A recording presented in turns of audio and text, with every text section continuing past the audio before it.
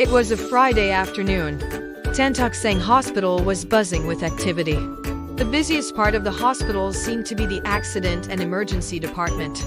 There were many patients waiting to see the doctors. However, there were a few emergency cases. The non-emergency cases had to let the doctors attend to the emergency cases first, so they had to wait longer. At about 3 in the afternoon, an emergency case was brought in. The patient was a middle-aged woman and she was unconscious. She was immediately wheeled into the operating theater. There was blood on her cheeks and blouse. Some police officers and 2 teenage girls had accompanied her. The teenagers were the woman's daughters and they were sobbing quietly. The woman was a victim of a robbery. She had been stabbed in the stomach and she had lost a lot of blood.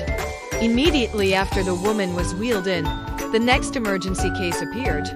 It was a work-related accident this time. The man looked fine, but he had 2 of his fingers from his left hand chopped off while he was trying to repair some factory machinery. In fact, he was clutching his chopped-up fingers, which had been wrapped in tissue, in his other hand. He was hoping that the doctor might be able to attach his fingers back. The waiting patients were getting a little restless. It seemed like a busy afternoon for the accident and emergency department, and they might have to wait a long time. True enough, another emergency case came in a few minutes later. This time, it was a little baby. The baby lay unconscious and the mother was sobbing anxiously. The baby had fallen from its prom and knocked its head on the floor. There was no bleeding, but it was unconscious. It lay in a dangerous condition because it might be suffering from internal bleeding. The last emergency case on that Friday afternoon was an old man. He had a sudden stroke and he was paralyzed suddenly. His children and grandchildren had all followed the ambulance in taxis. They were discussing quietly among themselves about the old man's condition.